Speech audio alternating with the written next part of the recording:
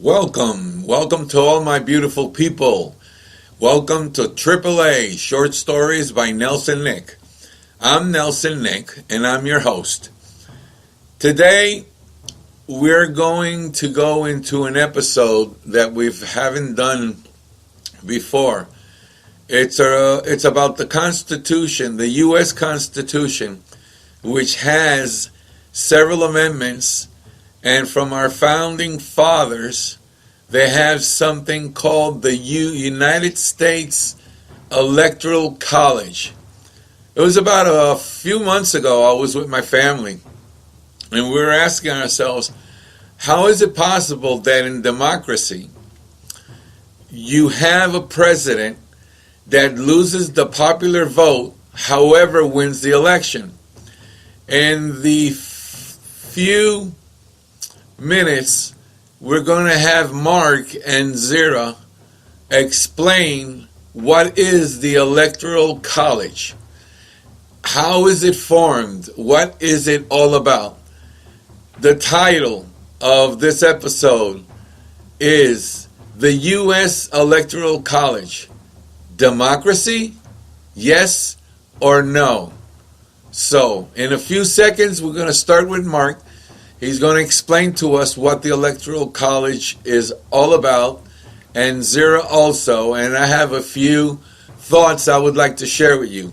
So, let's leave it to Mark. Mark, what is the Electoral College? According to the U.S. government, according to Wikipedia, and according to the House of Representatives. Take it away, Mark. What is the Electoral College? According to archives.gov Federal Register, the Electoral College is a process, not a place.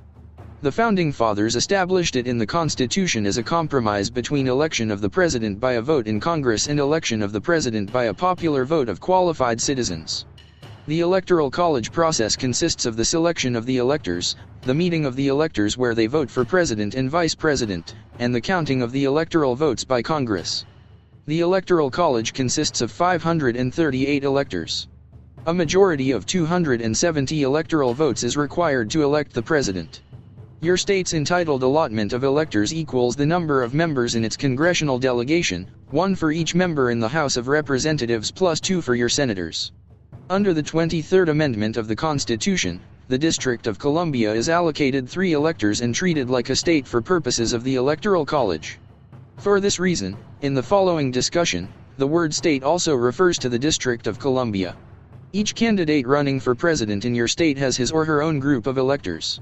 The electors are generally chosen by the candidate's political party, but state laws vary on how the electors are selected and what their responsibilities are. Read more about the qualifications of the electors and restrictions on who the electors may vote for. The presidential election is held every 4 years on the Tuesday after the first Monday in November. You help choose your state's electors when you vote for president because when you vote for your candidate you are actually voting for your candidate's electors. Most states have a winner-take-all system that awards all electors to the winning presidential candidate. However, Maine and Nebraska each have a variation of proportional representation. After the presidential election, your governor prepares a certificate of ascertainment listing all of the candidates who ran for president in your state along with the names of their respective electors. The certificate of ascertainment also declares the winning presidential candidate in your state and shows which electors will represent your state at the meeting of the electors in December of the election year. Your state's certificates of ascertainments are sent to the Congress and the National Archives as part of the official records of the presidential election. The meeting of the electors takes place on the first Monday after the second Wednesday in December after the presidential election. The electors meet in their respective states, where they cast their votes for president and vice president on separate ballots.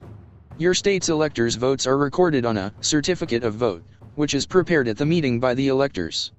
Your state's certificates of votes are sent to the Congress and the National Archives as part of the official records of the presidential election. Each state's electoral votes are counted in a joint session of Congress on the 6th of January in the year following the meeting of the electors. Members of the House and Senate meet in the House chamber to conduct the official tally of electoral votes. The Vice President, as President of the Senate, presides over the count and announces the results of the vote. The President of the Senate then declares which persons, if any, have been elected President and Vice President of the United States. The President-elect takes the oath of office and is sworn in as President of the United States on January 20th in the year following the presidential election. According to Wikipedia, the United States Electoral College is a body of electors established by the United States Constitution, constituted every 4 years for the sole purpose of electing the President and Vice President of the United States. The Electoral College consists of 538 electors, and an absolute majority of 270 electoral votes is required to win an election. Pursuant to Article 2, Section 1, Clause 2, the legislature of each state determines the manner by which its electors are chosen. Each state's number of electors is equal to the combined total of the state's membership in the Senate and House of Representatives. Currently there are 100 senators and 435 representatives. Additionally, the 23rd Amendment provides that the District of Columbia, D.C., is entitled to a number of electors no greater than that of the least populous state. Following the national presidential election day in the first week of November, each state counts its popular votes pursuant to that state's laws to designate presidential electors. Most all states allot all their electoral votes to the winning candidate in that state, no matter how marginal the candidates win. State electors meet in their respective state capitals in December to cast their votes. The results are certified by the states and D.C. to Congress, where they are tabulated nationally in the first week of January before a joint meeting of the Senate and House of Representatives. If a majority of votes are not cast for a candidate, the House resolves itself into a presidential election session with one presidential vote assigned to each of the 50 state delegations, excluding the District of Columbia. The elected president and vice president are inaugurated on January 20th. While the electoral vote has given the same result as the popular vote in most elections, this has not been the case in a few elections, including the 2000 and 2016 elections. The Electoral College system is a matter of ongoing debate, with some defending it and others calling for its abolition.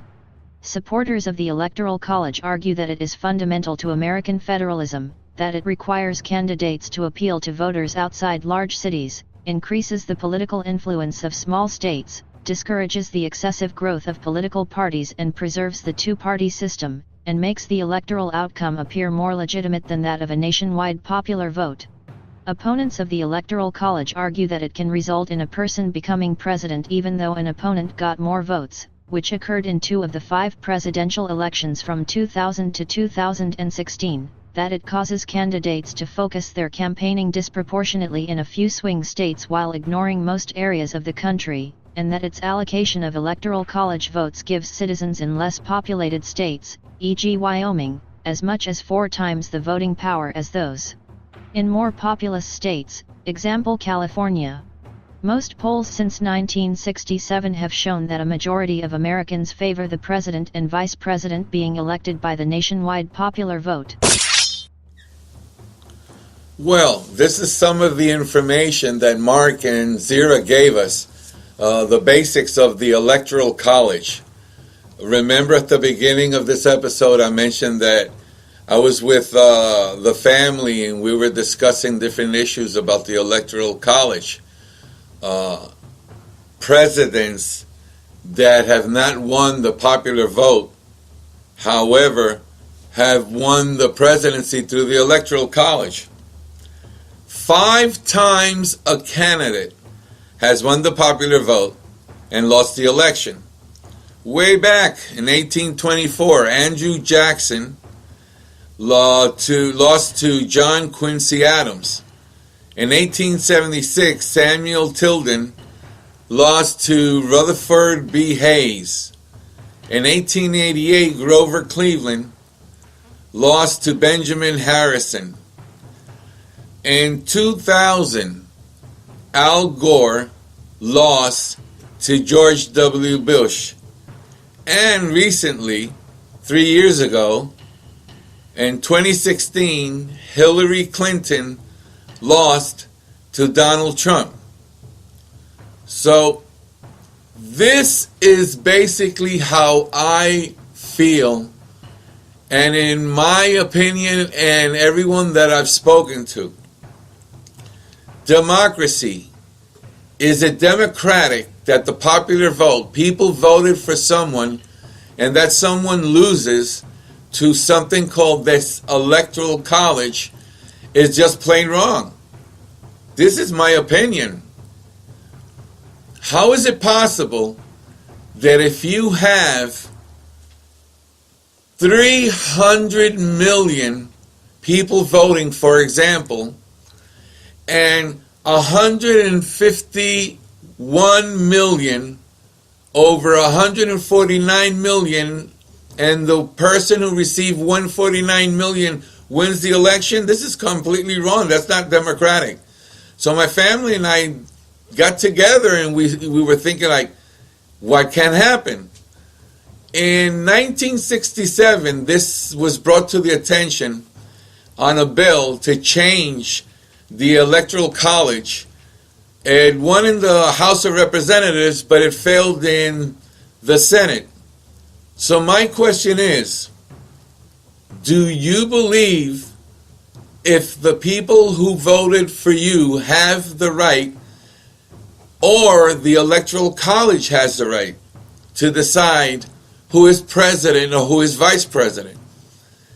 I would say that if you have 100 people voting, 51 voted for President A and 49 voted for President B, we should stick to what the people want. By the people, for the people, to the people, everything about the people. If you vote for someone, your vote is counted. You don't leave it to anybody else to interpret what your vote's all about. If I remember correctly, and don't take this for granted, I think that Hillary Clinton won by 6 million votes and still Donald Trump became president. That is wrong. I believe in the popular vote. The people should decide, not any electors that represent the state, and then they vote for whom they interpret. So, I want to make something perfectly clear. We don't favor Republicans. We don't favor Democrats. We don't favor independents. In other words, we are exactly neutral to the political parties. So, what do you think? Do you think, should it be by the popular vote? Should it be by the Electoral College? That's your decision. We need to bring this on a bill so we could go ahead and amend our U.S. Constitution. But by the time being, this is what we have for now. So, I'm leaving the ball in your court. You decide what would be best for you. Other than that, Nelson, signing out.